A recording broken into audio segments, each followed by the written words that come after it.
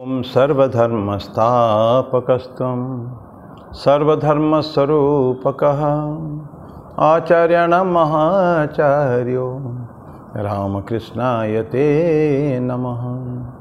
यथाग्निर्दाहिका शक्ति रामकृष्णे स्थिता हेया सर्वविद्यास्वरूपां तां शारदां प्रणमाम्यहम्।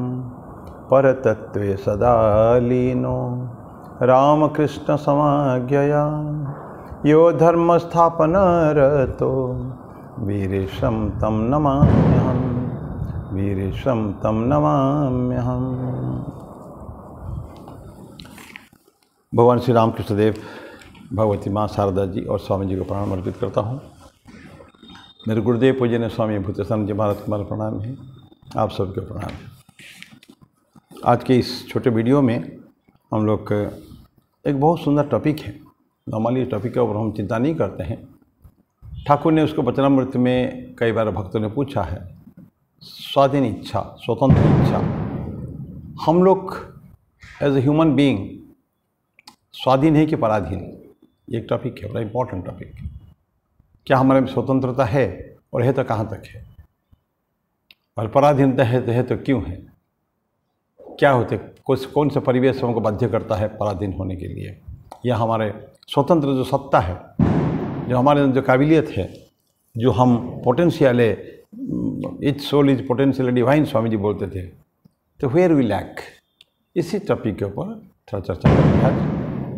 एक आर्टिकल था कभी, ये आपकी जो गीता दैनंदिन है ना, गीता प्रेस गोरखपुर का, उसको मैं पढ़ा है कि अभी आज देख रहा था उसको। वही आर्टिकल है, जीव स्वाधीन है या पराधीन। उसको पढ़ के मेरे को याद आ गई, हम लोग वचनामृत में पढ़ते हैं और कहीं के पढ़ते हैं और कभी चर्चा भी करते हैं, तो उसी की वजह से सोचा कि उसके ऊपर थोड़ा कुछ बात की जाए। मैं थोड़ा पढ़ लेता हूँ, थोड़ा उसके ऊपर चर्चा करेंगे।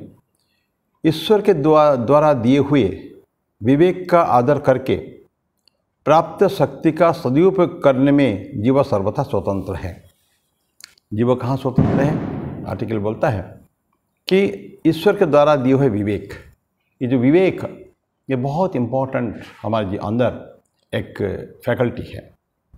अच्छा और बुरे में भेद, सत असत में भेद और नित्य और अनित्य में भेद, ये ठाकुर अनंत बार चर्चा होती है वचनामृत में कि विवेक की बात है। विवेक का व्यवहार हमको करना चाहिए और विवेक हमको ईश्वर के द्वारा दिया गया है। एक बहुत बार हम लोग को चर्चा करते हैं हमारा जो साधना में, साधना चतुष्टय, 4 फोल्ड साधना, उसमें है विवेक, वैराग्य, षट्संपत्ति, मुमुक्षुत्वम। विवेक है अच्छे बुरे में, नित्य अनित्य में बोध भेद। वैराग्य है जो अच्छा नहीं है हमारे लिए, उसको रिजेक्ट कर देने का विवेक। वैराग्य कैसे तो बताते हैं उसमें योग सूत्र में पतंजलि कि यह अमूत्र फलभोग विराग, यह इस लोक में, अमूत्र दूसरे लोक में, the next birth, next life, कहीं भी ना यहाँ ना वहाँ फलभोग की आशा नहीं रहना चाहिए। हमने कर्म किया और कर्म में क्या होना चाहिए? कर्म होना चाहिए अनासक्त कर्म, और दूसरे फल की इच्छा न रखना, फल को त्याग कर देने का है। ईश्वर का कर्म है, हमारा कर्म नहीं है। हम केवल एक इंस्ट्रूमेंट की भांति ईश्वर के हाथ में हम लोग एक औजार है, उपकरण है, हम काम कर रहे हैं, तो नेचुरली उसका फल भोग करने का अधिकार हमको नहीं है, करना भी नहीं चाहिए। और करेंगे तो उसका फल का के लिए हमारे फिर पुनर्जन्म है, क्योंकि ट्रांसमाइग्रेशन ऑफ सोल जो होता है, आत्मा की जो एक शरीर से दूसरे शरीर को जाना, ये हमारे कर्म के आधार पर ही होता है। इसीलिए अगर कर्म फल का उन्हें त्याग कर दिया, फल हमको नहीं चाहिए, फल का भोग नहीं करेंगे, तो जो कर्म किया उसका असर, प्रभाव हमारे पर नहीं पड़ेगा। हम और अच्छा कर्म किए, अगर फल ले चाहते हैं, फल अच्छा मिलेगा। लेकिन उस फल को भोग करने के लिए अगर इस जन्म में नहीं हो पाया, हमको अगले जन्म में फिर उसका फल का भोग करना पड़ेगा। इच्छा अगर छोटी सी अगर इच्छा रह जाती है मन में, छोटी सी इच्छा भी माइन्यूट, उसके लिए भी एक जन्म लेना पड़ेगा। ठाकुर बोलते हैं अगर तुम्हें एक संदेश खाने की, संदेश होता है मिठाई, एक स्वीट खाने की इच्छा है और नहीं खा पाई इस जन्म में इच्छा करके, तो आपको फिर एक जन्म लेना पड़ेगा मिठाई खाने के लिए। ये ठाकुर की बातें हैं। संदेश अगर खाने की इच्छा है तो उनको पुनर्जन्म होगा। तो इस कंडीशन में कितना सावधानी हमको रहना पड़ेगा।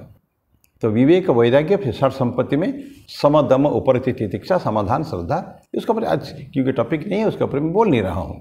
लास्ट में मुमुक्षुत्तम मृत्यु की ऐश्वर्य अपनी मुक्ति की कामना, मुक्ति की इच्छा, हर व्यक्ति चाहता है मुक्त होने के लिए। तो ये साधन चतुष्टय है, उसने विवेक को सबसे पहले रखा है। तो इसलिए वो विवेक कहाँ से दिया गया? ईश्वर के दिए हुए विवेक का आदर करके। तो जब ये शक्ति हमारे अंदर है, इतना ट्रमेंडस फैकल्टी है, हम अपने आप को पूर्ण रूपेण कंट्रोल कर सकते हैं। पुनर्जन्म न आगे हो, माई सोल हमारे इधर से उधर न जाए, हमको मुक्ति हो जाए हैं। तो इससे इतना बड़ा फैकल्टी ईश्वर ने हमको दिया, लेकिन हम उसका व्यवहार नहीं करते हैं। मोस्ट ऑफ अस नहीं करते। बोलना मतलब कि हमको दूसरे का अनादर हो गया, लेकिन हम देख रहे हैं जो है सबको कुछ कुछ चाहिए, फल भोग करना है। कर्म योग नहीं होता है, कर्म करते हैं लेकिन कर्म योग ठीक ठीक नहीं होता है। ये हम लोगों का क्या कहते हैं, विडम्बना कह सकते हैं। इतना बड़ी शक्ति भगवान देने के बाद भी, इसीलिए बोलते हैं कि पहले ईश्वर के द्वारा दिए हुए विवेक का आदर करते, ये एक फैकल्टी, हम उसका आदर करना चाहिए, लेना चाहिए विथ थैंक्स। आदर करके प्राप्त शक्ति का सदुपयोग करने में जीव सर्वथा स्वतंत्र है। और जो शक्तियाँ हमको है उसका सब ठीक ठीक यूज़ करें हम लोग, उसका डिस्ट्रॉय स्पॉइल ना करें, उसका छोड़ ना दे। उसको जो शक्ति हमको दी हुई है उसका यूज़ करना पड़ेगा। भगवान ने खाली ऐसे ही नहीं दिया है उस शक्ति को हमारे लिए। तो बोलते कि शक्ति का सदुपयोग करने में जीव सर्वथा स्वतंत्र है। ये हम स्वतंत्र है, हम कर सकते हैं विवेक यूज़ करना। ये स्वतंत्रता ईश्वर की दी हुई है, उन्होंने हमको दिया है दया करके। इसके सिवा जीव सर्वथा परतंत्र है। और इतना नहीं किया, अगर विवेक का हमने यूज़ नहीं किया तो क्या हो जाएगा, हमको व्यक्ति और आगे पढ़ेंगे उसके में व्यक्ति और कोई जीव, कोई परिवेश, इसके ऊपर निर्भर करना पड़ेगा। तो फिर हमारे जो भूल जाते हैं ना, कभी कभी forget our nature, own nature न करके हम बड़ा अवस्था और नीच अवस्था में रहना पड़ता है। हमारा शक्ति बहुत है, ट्रेमेंडस पोटेंशियल हमारे अंदर है। एक बहुत सुंदर कहावत है, उक्ति, man is born free but everywhere he is in change. मनुष्य मुक्त जन्म हुआ है, मनुष्य का जन्म हुआ ठीक है, किसी कारण से उसने जो अनंत सत्ता, नित्य शुद्ध बुद्ध मुक्त चैतन्य स्वरूप जो सत्ता है, वो अगर जन्म लेता है, जन्म ग्रहण करता है, तो इससे कहीं ना कहीं हमारे में गलती है। लेकिन है जो हो गया है, जो गलती हमसे हो चुकी है, उसको मिटाने के लिए, वो गलती को उसको सुधारने के लिए, या उसको टू क्रॉस ओवर दैट, तो हमको विवेक का यूज़ करना पड़ेगा। तो हम बंधन में, लेकिन हम अपने आप को बंधन में डाल देते हैं। फ्री पैदा हुए हैं, हमारे जीव जो है आत्मा नित्य शुद्ध बुद्ध मुक्त चैतन्य स्वरूप, नित्य है, अनंत है, इटर्नल, नित्य शुद्ध है, पवित्र है, बुद्ध ज्ञानमय है और चैतन्य सत्ता है, मुक्त सत्ता है। हम लोग नित्य शुद्ध बुद्ध मुक्त और चैतन्य सत्ता है, हमारा जड़ सत्ता नहीं है हमारे। ये है हमारे होने के बाद भी हम होता क्या है, बारंबार अनंत बार हम लोग पुनर्जन्म लेते हैं, इसलिए कि हम अपने दी हुई शक्ति का उपयोग ठीक से नहीं करते हैं, रह जाते हैं, परिवेश के कारण रह जाते हैं। आगे चर्चा करें उसके बारे में, ये थोड़ा लंबा होगा, आज तो छोटा करेंगे, उसको दो बार में और दो एक बार में भी कर सकते हैं। बहुत सुंदर टॉपिक है, मेरे को अच्छा लगा ये टॉपिक आज, इसलिए इस टॉपिक को ले रहा हूँ मैं। परिवेश भी हमको देखिए कितना ये करता है। स्वामी जी का और ठाकुर का एक जैसा कहानी वो बोले हैं, एक सिंह शावक, सिंह कहानी आपने पढ़ा होगा, लेकिन फिर भी मैं बता देता हूँ कि परिवेश इंसान में इतना ट्रेमेंडस पोटेंशियल पावर है, लेकिन अपने आप को भूल कर, नहीं पहचान पाकर वो गलत जगह में है, वो ये सफरिंग देयर, अपने पोटेंशियल की यूज़ नहीं कर पा रहा है। ठाकुर स्वामी जी बोलते हैं कि हरि द लायन, स्वामी जी का एक वो है, कहानी भी छोटे बच्चों के लिए है। तो एक जगह में एक सिंघिनी थी, सिंघिनी वो गर्भवती थी, इन द लास्ट स्टेज, खाने को कुछ नहीं, गर्भवती है तो कष्ट पा रही है और उधर उनको भोजन की व्यवस्था नहीं हो पा रही है, तो बड़ी भूखी है। तो देखती है एक छोटा स्ट्रीम है, झरना, झरने की एक तरफ वो है और दूसरी तरफ देखती है बहुत बड़ा झुंड, भेड़ों का झुंड है। तो देखती है अब now I must jump over, stream को क्रॉस करना मुश्किल है, तो मैं कोशिश करूँगी उसको जंप करके उधर जाकर पहुँच जाऊँगी, फिर मेरे को कुछ ना कुछ खाना मिल जाएगा। और जंप करती है, लेकिन लास्ट स्टेज माने वो ये कंडीशन है कि अब जंप करने की स्थिति नहीं है उसकी, जंप तो कर जाती है लेकिन वहाँ गिर कर वो मर जाती है, वो सिंघिनी मर जाती है और सिंह का शावक पैदा होता है। सिंह के देखिए इतना पावर है, सिंह शावक छोटा बच्चा है। अब गडरिया ने क्या किया, जो भेड़ चरा रहा है उसने अपने सिंह साहब को उठाया, हाथ में लेके उसको उसी में भेड़ के साथ छोड़ दिया। अब उसी दिन से that child who is a lion and the king of the forest, ये जो जिनका ये भोजन है, ये सारे भेड़ जो है उसी के साथ वो चल रहा है, मैं कर रहा है, क्योंकि दिन भर सुनता क्या, दहाड़ने सिंह का गर्जना जो है, रोरिंग ऑफ द लायन, ये नहीं हो पा रहा है। जो क्या कहता है, वो बार बार मैं करके जो भेड़ बकरी जो आवाज़ करते हैं वो मैं करता है। वो लोग घास खाते हैं तो ये भी घास खाता है, ये भी घास खाता है, तो घास खाता है और मियाँ मैं करता है अपने, क्योंकि अपने आप को पहचान नहीं पा रहा कि आई एम लायन। बड़ा हो रहा है, धीरे धीरे बड़ा भी हो रहा है वो, तो लेकिन फिर भी वो अपने आप को पहचान नहीं पा रहा है। काफ़ी समय गुजर गया, एक सिंह, now a great lion, giant lion, आश्रय आके वो भेड़ को झुंड में आया खाने के लिए, शिकार के लिए। लेकिन देखिए आश्चर्य हो रहा है कि यहाँ तो भेड़ों के बीच में एक लायन है, मेरे एक भाई है, छोटा बच्चा बड़ा बच्चा हो गया है, तो ये इसका मतलब देयर समथिंग रॉन्ग। तो उसने भेड़ों को नहीं खाया, उसने उस सिंह को पकड़ के लाके ले जाता है, क्योंकि उसका आश्चर्य हुआ, how a lion is among the sheep. तो लेके जाके वो स्ट्रीम के पास ले जाता है, उसको बोलता है तुम सिंह हो, तुम ये भेड़ नहीं हो। वो चित्कार करता, नहीं मैं नहीं हूँ, मैं तो यही हूँ। तो उसको सिंह जाके दिखाता है, स्ट्रीम के पास जाके उनका चेहरा देख तू देख, तेरा चेहरा देख, मेरा चेहरा देख, एक है ना। मैंने हाँ, तो अभी गर्जना, तो मैं करता नहीं, मैं नहीं, गर्जना। तो ये गर्जन करके दिखाता है, रोरिंग ऑफ द लायन, तो वो भी गर्जन सीख लेना, अरे पाप सत्य। तो now for the first time he is roaring like a lion, really he is a lion. अब खाओ तुम, मैं नहीं मैं तो घास खाता हूँ, मैं करके घास नहीं, तुम्हारा भोजन नहीं है, यही तुम्हारा भोजन है। उसके मांस का टुकड़ा लाके उसको मुंह में देता है और खाता है। Now he understand, the child understands कि मैं ये भेड़ नहीं हूँ, भेड़ नहीं हूँ, मैं तो लायन सिंह हूँ, और उसके साथ चला जाता है। तो ये जो एक सिंह को गुरु बनना पड़ा, दूसरे सिंह को अपने उसमें से जो नीच अवस्था से उसको हटाने के लिए। लेकिन वो जो सिंह शावक जो था, उसने he could not understand himself, कभी भी कोशिश नहीं की, क्योंकि अंदर जो शक्ति है ना, it does come some time. हो सकता है कि उसने हमेशा दबाया होगा और देखते उसने यही आवाज़ एवं यही भोजन को उसने अपनाया होगा। तो ये माने परिवेश का दास है वो। इस तरह के बहुत से हमसे पढ़ेंगे उसमें। तो ये परिवेश का दास, सभी चीज़ों का दास बन के वो लोग रहते हैं, अपने आप को पहचान कर अपने पोटेंशियल जो है, आनंद और संभावनाएँ, उसको जो ट्रांसलेटेड एक्शन कार्य पे परिणत करने का उसको पोटेंशियल को तो नहीं कर पाके इसी अवस्था पर रह जाते हैं। तो करना हमको पड़ेगा। तो बोलते हैं कि अभी इसके सिवा जीव सर्वथा परतंत्र है, अतः वास्तव में स्वाधीन उसी को कहा जा सकता है जो अपने प्राप्त विवेक का आदर करके सब प्रकार के चाह से रहित हो गया। ना इम्पोर्टेंट, एक बहुत अच्छी चीज़ हमको इंट्रोड्यूस हो रहा है, क्या है? कहा जो अपने प्राप्त विवेक का साथ आदर करके सब प्रकार के चाह से, डिज़ायर, नाउ कम्स डिज़ायर, इच्छा, कामनाएं, वासनाएं रहित, लेकिन चाह से रहित हो जाना चाहिए, क्योंकि किसी प्रकार के चाह के रहते हुए कोई प्राणी अपने को स्वतंत्र नहीं कह सकता। स्वतंत्र कब है? मुझे कुछ नहीं चाहिए।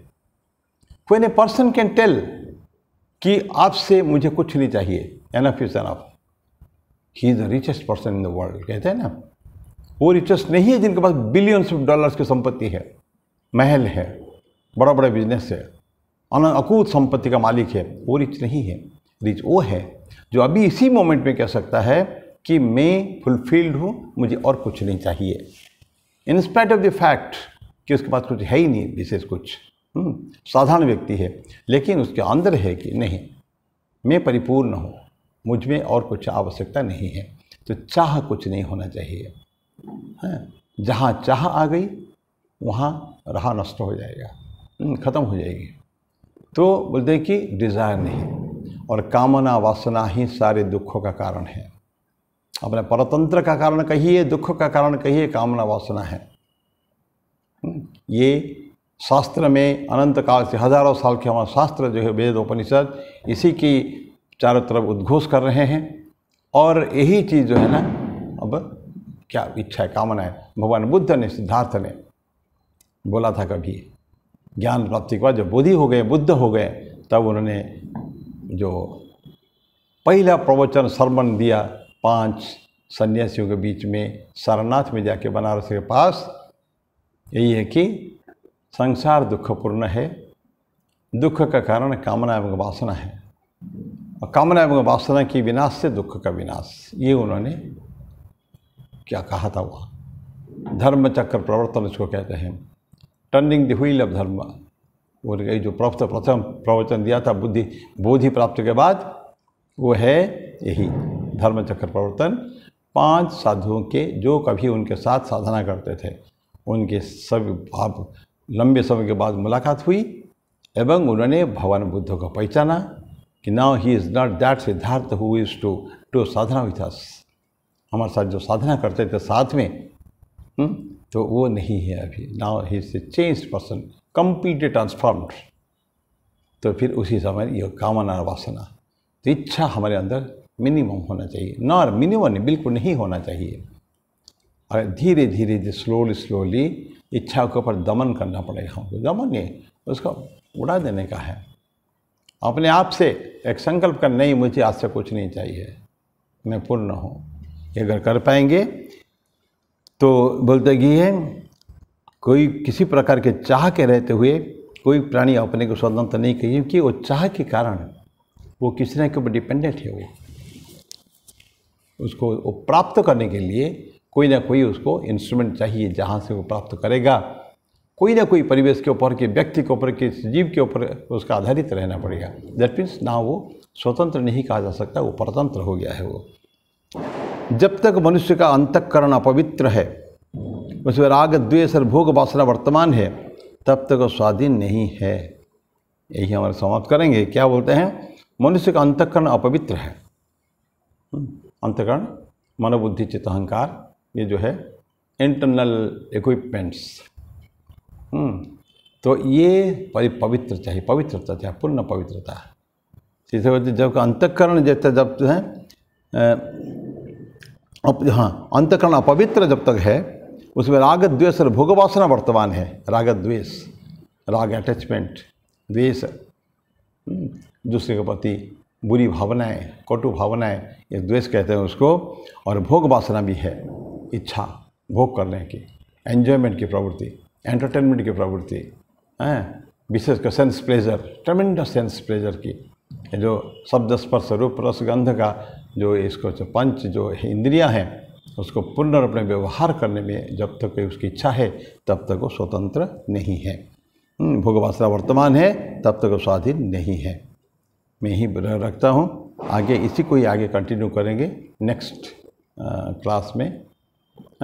हमको बहुत अच्छा लगा, इसलिए मैं इसको यूज़ करता हूँ। यद्यपि बहुत इम्पॉर्टेंट टॉपिक है, कॉमन टॉपिक है, लेकिन कॉमन होने के बाद भी इट बिकम सो अनकॉमन कि हम लोग कभी उसके यूज़ नहीं कर पाते हैं। जानते हैं अच्छा है, लेकिन फिर भी नहीं कर पाते हैं।